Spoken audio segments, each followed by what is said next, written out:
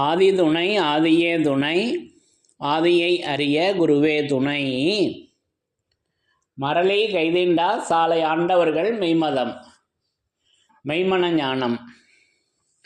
நிறுத்தியே ஒரு கால்கொண்டகில நீண்ட காவனம் சோடித்த, பரத்தி நன்னிலை தண்ணீர் காண்கிலர் பாவியர் பெரும் பாவியே. எல்லோருக்கும் நமஸ்காரம். விரிபுவன வேதமாமறைகளின் அதிகாரண செழுங்கலை கருவூலத்து ஆண்டவர்கள் திருவாயுரை விரிப்பு. இந்த மெய்ப்பாதை வேறு வேதம் ஆசான் திருமேனி, வேதத்தை ஓதினாலே புண்ணியம், வேதங்கள் பூராவும் தித்திக்குது. திருமறை குரு பெருமான், திருமறை குரு தீன் திருமேனியர். வேத ஏட்டில் எழுதி உள்ளதை படிப்பதன் பயன் இறைவனை காண்பதுதான். தலைவன் தன்னை அறிந்தவனே குலத்தோன் என்று திருவேதம் உமக்கு உரைக்கச் சொன்னது எம்மை என்ற நமது தெய்வம் அவர்களின் உத்தரவின்படி, நமது தெய்வம் அவர்கள், நமது குருபெருமான் நமக்கு என்றென்றும் திருமறை குருபெருமானாக நமக்கு எப்பவும் விளங்கி கொண்டு, அந்த பரிசுத்த ஆவியாக விளங்கி கொண்டிருக்கின்றார்கள். அப்போ அந்த திருமறையிலிருந்து யமனை வென்ற திருமறையின் சிறப்புகளை ஒவ்வொன்றாக நம்முடைய வேதமாமறையிலிருந்து அந்த யமனை வென்ற ஆயுதமாக நமது தெய்வம் அவர்கள் எப்படி அந்த திருமறையாக விளங்கி கொண்டிருக்கின்றார்கள் என்பதை நிரூபணை செய்யும் வாசகங்களை யமனை வென்ற திருமறையின் சிறப்பாக ஒவ்வொன்றாக படித்து தரிசனம் செய்து வருகிறோம். அதன்படி இன்றைக்கு இந்த பதிவிற்காக நான் எடுத்துக்கொண்ட வாசகம் நம்முடைய திருமஞான குறள் நூலிலிருந்து ஒரு திருவாக்கியத்தினை எடுத்துக்கொண்டேன். அப்போ இந்த திருவாக்கியத்தில் நமது தெய்வம் அவர்கள் எப்படி திருமறையாக விளங்கி கொண்டு நமக்கு வருகின்ற அந்த யமபடரின் அச்சத்தினை எப்படி விரட்டி ஓட்டுகின்றார்கள் என்ற அந்த அருள்வரிசிப்பை நமக்கு அற்புதமாக எடுத்து வழங்கியிருக்காங்க. அதை பேசுவதற்கு முன்பாக அந்த வாசகங்களை முதல்ல படித்து தரிசனம் செய்யலாம். இந்த வாசகங்களை முதலில் படித்து தரிசனம் செய்யலாம். பிரம்மோதய மெய்வழிச்சாலை ஆண்டவர்கள் திருவாக்கியம். திருமஞான குறள் திருவாக்கியம் எண் 77, பக்கம் எண் 301. சாதிகளின் கர்த்தாவே, உபதேசம் எங்கு ஆரம்பித்து எங்கு முடிகிறது? உன்னிடம் எழுத்தாயிருந்த மூலமந்திரம் கோடி சூரிய பிரகாச பொருளாக கைவரவு ஆகுவதற்கு இக்கடத்தை நீக்கி அக்கடத்துள் ஆக்கி உனக்கு மறுபிறப்பு தந்தருளிய இரவு உபதேசம் ஆரம்பித்து இறுதி நேரமாகிய சாவுடைய நேரத்தில் யமபடர் வந்து மோதி நெருக்குகின்ற அந்த அமளி ஆபத்தை துண்டாடி தெரிபடச் செய்து, அதாவது யமன் கை கீழே போய் உன் கை மேலோங்கும்படி ஆக்கி, தெய்வ விடிவின் ஒளி உன் அகத்தில் பரவச் செய்து, பிணி மூப்பு சாக்காடு அணுகா மாறாத வயதுடைய நித்திய முத்தி தேகத்தில் புகுத்தாட்டி, பரமபத பேரின்ப வாழ்விற்குள்ளே உன்னை தள்ளுகிற போது உபதேசம் முடிகிறது. அப்பத்தான் எம் வேலையும் முடிகிறது என்று நமது குலதெய்வம் பிரம்மோதய மெய்வழிச்சாலை ஆண்டவர்கள் திருவாய் மலர்ந்து அருளி உள்ளார்கள். சாதிகளின் கர்த்தாவே. அப்போ இந்த ஒரு பகுதி அது எத்தனை 12 வரி வருதா 13 வரி வருதா? எத்தனை வரி வருது? 13 வரி வருதுங்க. ஒரே ஒரு வாக்கியம், அந்த சென்டென்ஸ்ன்னு சொல்லுவோம் அல்லவா, அது அப்படியே கம்மா போட்டுக்கிட்டே தெய்வம் வர்றாங்க, நம்மக்கிட்ட போகிறாங்கல்ல, வர்றாங்க. 13 வரியே வருது. அந்த கேள்விக்கு பதில் கண்டினியூவாக தொடர்ச்சியாக கொடுக்குறாங்க. உபதேசம் எதுக்கு? எந்த கேள்விக்கு? உபதேசம் எங்கு ஆரம்பித்து எங்கு முடிகிறது? அதுலேயே ஒரு காட்சி வச்சுருக்காங்க. அங்கேயே எங்கு அப்போது மெய்நிலை கண்ட ஆசான் எங்கெங்கும் உண்டு என்று நமக்கு மெய்வழி நூலில் பேசி வர்றாங்க. அதற்கு சாவி அங்கேயும் சூட்சுமத்தை வச்சுருக்காங்க. அப்போது உபதேசம் எங்கு ஆரம்பித்து எங்கு முடிகிறது அதிலேயும் வச்சுருக்காங்க. சரி, அதை பின்வரும் காலங்களில் அதை பற்றி பகிர்ந்துக்கலாம். இப்போ இந்த திருவாக்கியத்துக்கு வருவோம். ஏன்னா நம்ம எடுத்துக்கிட்ட தலைப்பு வந்து யமனை வென்ற திருமறை. அப்போ உபதேசம் எங்கு ஆரம்பித்து எங்கு முடிகிறது. அப்போ நம்ம என்ன கேள்விப்பட்டிருக்கோம், நம்ம அப்பா அம்மா தாத்தா பாட்டி அவங்கெல்லாம் உபதேசம் தெய்வம் அவர்களிடத்தில் வாங்கினாங்க. இரவில் தெய்வம் அவங்க கொடுத்தாங்க. அந்த ஒரு நாள் அந்த இரவு அதுதானே நமக்கு தெரிஞ்சது. அந்த ஒரு நாள் ஓர் இரவு அதில் அப்போ அதை தான் வந்து திருநாள் அப்படின்று 23வது திருவாக்கியம் திருவருட்குறளில் பேசி வர்றாங்க. அந்த இரவில் வேதங்கள் எல்லாம் விரிக்கப்பெற்றன. அந்நாள் வேத சூரியன் உதித்தெழுந்த நாள், வேதாந்த ரகசியங்களை வெளியாக்கி நின்ற நாள், முன்பின் இல்லாத நாள், அந்த இரவில் வேதங்களெல்லாம் விரிக்கப்பெற்றது என்றெல்லாம் பேசி வந்து நம்மிடை ஒரு தேவன் பிறக்கப் போகிறான் என்று தேவர்களெல்லாம் பேசிக்கொண்ட நாளாகும் அது என்று, அது திருநாளாக, அது மறுபிறப்பு புனல் ஜென்மம் பிறந்த நாள் அல்லவா. அது அந்த ஒரு நாள், அது எவ்வளோ நேரம்னு நமக்கு தெரியாது. 1 மணி நேரமோ 2 மணி நேரமோ இல்லை அதற்கு அதிகமோ, ஒரு நாள் கூடவோ குறைச்சோ ஒரு நாள்னு எடுத்துக்கலாம். இதுதான் நம்ம கேள்விப்பட்ட உபதேசம். ஆனால் இந்த திருவாக்கியத்தில் எங்கே ஆரம்பிக்குது எங்கே முடியுது அப்படின்னு அது விரிச்சுக்கிட்டே விரிச்சுக்கிட்டே இருக்காங்க போல இருக்காங்க அல்லவா. அந்த உபதேசமாகவே இருக்காங்க நமது தெய்வம் அவர்கள். அப்போ அந்த எழில் சிந்தும் இடையில தான் அந்த யமனை வென்ற திருமறையாக அந்த உபதேசம் விளங்கி கொண்டிருக்கிறது. அந்த உபதேசம் என்பது தெய்வம் அவர்கள் அல்லவா, அவர்கள் இருக்கின்ற இடம். அது என்ன அப்படின்னு இதில் நல்லா நேராக பேசி வர்றாங்க. அப்போ உபதேசம் எங்கு ஆரம்பித்து எங்கு முடிகிறது கேள்வி, அதற்கு எழில் சிந்தும் விடை. உன்னிடம் எழுத்தாயிருந்த மூலமந்திரம். உன்னிடம் எழுத்தாக இருந்த மூலமந்திரம். அப்போது வேதத்தில் எழுத்தாக இருக்குது அல்லவா. நம்ம புழங்குகின்ற தமிழ் எழுத்துக்கள் மொத்தம் 247 எழுத்துக்கள் இருக்கு அல்லவா. அது உயிரெழுத்து, மெய்யெழுத்து, உயிர்மை எழுத்து, ஆயுத எழுத்து என்று எல்லாம் சேர்த்து 247 எழுத்து இருக்குது. இதெல்லாம் நம்ம ஏற்கனவே விரிவாக பேசியிருக்கோம் அல்லவா. அந்த 247 எழுத்தாக இருக்கின்ற அந்த ரூபகம், அந்த உன்னிடம் எழுத்தாயிருந்த மூலமந்திரம், எழுத்தாக இருந்த அந்த மூலமந்திரம் கோடி சூரிய பிரகாச பொருளாக கைவரவு ஆகுவதற்கு, கோடி சூரிய பிரகாச பொருளாக கைவரவு ஆகணுங்க. அது எப்போ எழுத்தாக இருக்கிறது வந்து எப்போ பிரகாசமாக ஆகுதுன்னா, அதற்கு துணி கொடுத்ததும் பிரகாசம் வந்துடுதுங்க. அந்த துணி தான் உயிர், அந்த துணி தான் உயிர். அப்போ வேதத்திற்கு உயிர் கொடுக்கிற இவர்கள் இதுகாலம் வரை எழுத்தாக இருந்த மந்திர ரூபகத்தை பிரத்தியட்ச பிரகாச பொருளாக காட்ட வல்லவர்கள் எப்பேர் கொத்தவர்களாக இருப்பார்கள் என்று நுணுகி எண்ணவில்லை என்றால் மெய்யான பிரயோசனம் கிட்டாமலே போய்விடும் என்று திருவருட்குறளில் பேசி வர்றாங்க அல்லவா. அப்போது அது உயிர் கொடுப்பது என்பது எப்படின்னா, அதை பற்றி பேசணும். அது பேசாத மந்திரமாக அந்த மூல மந்திரம் வேதத்தில் இருக்கிறது. அதை உயிர்ப்புக்கு கொண்டு வரணும், அசைவுக்கு கொண்டு வரணும். அசையாமல் இருக்குது, நம்ம வேற எங்கேயோ போகும் நினைவு. இப்போ அது எங்கன்னா வேதத்துக்கு வரணும். நம்ம உடலில் போகும் எண்ணம் அசையாமல் இருக்கிறது, அசைவுக்கு கொண்டு வரும் பொருளே ஆத்மா என்றெல்லாம் விரிக்கிறாங்க அல்லவா. அது வேதத்தில் அந்த வாசகம் அசையாமல் இருக்குது, அது அசைவுக்கு கொண்டு வரணும். அது அசைவுக்கு கொண்டு வருதல் என்பது துணி கொடுத்தால் இப்போ அசையுதே. இப்படி நான் அதை உணர்கிறேன். உன்னிடம் எழுத்தாயிருந்த மூலமந்திரம் கோடி சூரிய பிரகாச பொருளாக, அதுக்கு துணி கொடுத்ததும் அது கோடி சூரிய பிரகாச பொருளாக கைவரவு ஆகுவதற்கு. கைவரவுன்னா நம்ம கையில் இல்லை, கை என்றால் துணின்னு கேள்விப்பட்டிருக்கோம் அல்லவா. அந்த துணியில வரவாகணும். எங்க வரவாகணும்? துணியில.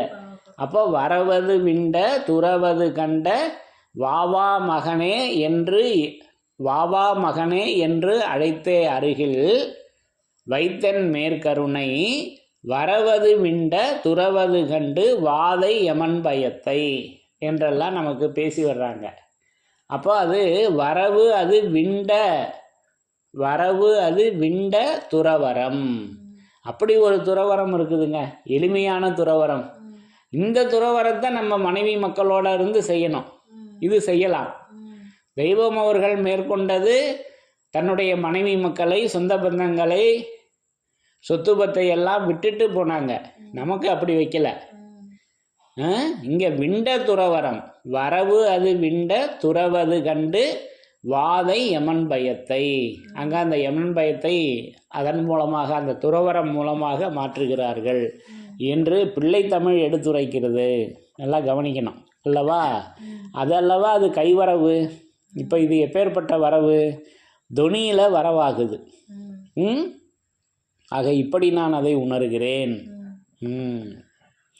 அது கைவரவாகி கைவரவு ஆகுவதற்கு இக்கடத்தை நீக்கி, அதுக்கு என்ன செய்யணும்? இக்கடத்தை நீக்கி நம்முடைய மாமிச தேகம்னு நமக்கு நினப்பு இருக்கு அல்லவா, அதை விடணும். நம்முடைய மாமிச தேகம், நம்முடைய மாமிச உடல், நம்முடைய மாமிச தூளம். இப்போ இது முத்திக்கு வராது. எத்தனை இடத்துல சொல்லியிருக்காங்க. இது நகல் உடம்புன்னு சொல்லிட்டாங்களே. நாம் பெற்றுள்ள இந்த அனித்திய அசுத்த தேகத்தோடு இறைவனுடைய பரிசுத்த சந்நிதிக்கு செல்ல முடியாது. 70வது திருவாக்கியம், திருவருட்குறள். நமது சொந்த தேகம் அழியாதது, அனாதியானது. அதை பெறவே நாம் பிறந்தோம். 96. என்றைக்கு இருந்தாலும் இந்த தூளம் நம்முடையதல்ல. 224 திருவருட்குறள். எவ்வளவு இடங்களில் தரிசனம் செய்திருக்கிறோம். அது வரணும். அதை தான் இங்கே சொல்லி வர்றாங்க. அக்கடம், அது உக்கடம். அப்போ அது இக்கடத்தை நீக்கி அக்கடத்துள் ஆக்கி. அக்கு என்றால் உண்மை அல்லவா? அக்கக்காகவே சிக்கலில்லாமலே அரி அருள் மறை அரசி. அந்த அரியினுடைய அருளாகி அந்த திருமறையின் மூலமாக அந்த அக்கடம் உண்மையாகிய கடம். அப்போ அது கடமெடுத்து வந்த பண்டை கலை மந்திரகிரி. அந்த கலை மந்திரகிரியோடு நமது தெய்வம் அவர்கள் அன்றைக்கு உற்றார்கள். ஆடுமேய்ப்பு திருக்கோலப்பாவில் வருது அல்லவா, பாட்டையாவை வர்ணிக்கிறாங்க. கடமெடுத்து வந்த பண்டை கலை மந்திர கிரியோடு உற்றார். இப்படி நான் அந்த கடவுளை உணர்கிறேன். கடவுள்ன்ற நம்ம கடம் இல்லை. என் கடத்தில் என்ன இருக்குது? நாத்தம்தான் இருக்குது, மாமிசம்தான் இருக்குது. ரத்தம், மாமிசம், கொழுப்பு நிறைந்த நாரி அழுகி போகும் தேவன். ஆமாம், அழுகிதான் போகும் அது அல்லவா நம்மக்கிட்ட இருக்கிறது. ஆனால் இறைவன்கிட்ட இருப்பது பரிசுத்த ஆவி அல்லவா? அக்கடத்துள் ஆக்கி உனக்கு மறுபிறப்பு தந்தருளிய இரவு. மறுபிறப்பு தந்தருளிய இரவு, மறுபிறப்பு தந்தருளிய இரவு. அப்போ அந்த மறுபிறப்பு, அப்போ இங்கு வந்து எமது வேதமணி சூழில் நீ மறுபிறப்பு அடைந்து 6வது அறிவை பெற்றிருக்கின்றாய். 74 இதே திருவஞான குறள். அப்போ நீ இங்கு வந்து பெற்ற அந்த 6வது அறிவின் பெருமையை ஒவ்வொரு நாளும் ஒவ்வொரு நேரமும் எண்ணி எண்ணி விளக்கமாக பேச வேண்டும். அப்பொழுதுதான் அதன் முழு பலன் உங்கள் கைவரவாகும். அது வண்ணமணி வீசும் பொன்னரங்க மேடை வந்துமே ஆண்டவர் ஏறியதும். அது அந்த சத்திய மேடையில் அல்லவா அந்த உபதேசம் நிகழ்கிறது. அது வண்ணமணி வீசும் பொன்னரங்க மேடை. அப்போ அது மக்களை பிரம்மலயத்தில் ஏற்றி வைக்கின்ற அந்த சத்திய மேடை எல்லா காலங்களிலும் இவ்வுலகிற்கு இறக்கப்பெறும் என்பதை 4 வேதங்களிலும் முத்திரிக்க பெற்றிருக்கிறது. 285 திருவருட்குறள் எடுத்துரைக்கிறது. அப்போ அந்த சத்திய மேடை 4 வேதமாக அல்லவா இருக்கிறது. நிறைதானே சொல்லியிருக்காங்க. இப்படி நான் அந்த சத்திய மேடையை, அது வண்ணமணி வீசும் பொன்னரங்க மேடையை நான் தரிசனம் செய்கிறேன். இக்கடத்தை நீக்கி அக்கடத்துள் ஆக்கி உனக்கு மறுபிறப்பு தந்தருளிய இரவு. அந்த இரவு. அப்போ இரவுன்னு தான் நமக்கு தெரிஞ்ச இரவு என்னது? இந்த பகல் பொழுது இல்லாத இரவு பொழுது. அப்போது ஐவனத்தளிருக்கு வரணும். இரவுன்னா என்னன்னு சொல்கிறாங்க? உரைத்த மேலவோர் இரவை ஓதுவாம். பாருங்க, உரைத்த மேலவோர் இரவு. அப்போ அவர்களுடைய திருவாயுரை நம்ம எப்பப்பெல்லாம் கேட்குறோமோ அப்பெல்லாம் நம்ம இரவுக்கு போயிடுறோம். இது எப்பவும் இருக்கா? இந்த இரவு பகல்லையே வரும். தெய்வம் அவர்களுடைய அருள்வர்ஷிப்பை நம்ம எடுத்து கேட்டோம், வேத வாக்கியங்களை எடுத்து படிக்கிறப்ப கேட்குறப்ப நம்ம பேசுகிறப்ப அந்த இரவுல தான் இருக்கும் அல்லவா? நிறைய இரவு பற்றி பேசியிருக்காங்க. அது ஐவனத்தளிரில் அற்புதமாக மின்னி காமிக்கிறாங்க. உரைத்த மேலே ஓர் இரவு. அப்போ தான் அது அமுதகலை ஞானபோதத்தில் பேசி வர்றாங்க. உரை கிளம்பவும் உள்ளமும் தித்திக்க. எப்போ தித்திக்குது? உள்ளம். உரை கிளம்பவும் தான் உள்ளம் தித்திக்குது. அது வரைக்கும் உள்ளம் கசப்பாக இருக்குது அல்லவா? ஆக இப்படி நான் அந்த இரவை உரையை உணர்கிறேன் திருவேதமாக. உனக்கு மறுபிறப்பு தந்தருளிய இரவு உபதேசம் அங்கே ஆரம்பிக்குதுங்க. அப்போ அவர்களுடைய திருவாய் உரையில தான் ஆரம்பிக்குது உபதேசம். முடிகிற இடமும் அங்கே தான். அது அவங்க வாசகத்திலேயே நம்ம படித்து தரிசனம் செய்யலாம். இறுதி நேரமாகிய சாவுடைய நேரத்தில். இறுதி நேரமாகிய சாவுடைய நேரம். அப்போ இதில் 2 காட்சிகள் இருக்குது. இப்போ இறுதி நம்ம ஏற்கனவே தரிசனம் செய்திருக்கிறோம் அல்லவா? இறுதி நேரம் என்பது மரண தருவாய், சாவுடைய நேரம். அது அடக்கமாகின்ற நேரம் இங்கே மெய்வழியில். வெளியில் அது சாவுடைய நேரம், மரண தருவாய். அந்த நேரம்னு ஒரு பொருள் எடுத்துக்கலாம். இன்னொன்று மறந்து மறைந்தே போய்விட்ட இறுதி காலம். இந்த வாசகத்தை, அந்த மூலமந்திர வாசகத்தை, மகா சங்கல்ப மந்திர வாசகத்தை, தெய்வ வாசகங்களை மறந்துட்டு தடுமாறுறேன் அல்லவா? அப்போ அதுக்கு பேரும் இறுதி காலம். அப்பவும் யமன் வந்துடுறாரு.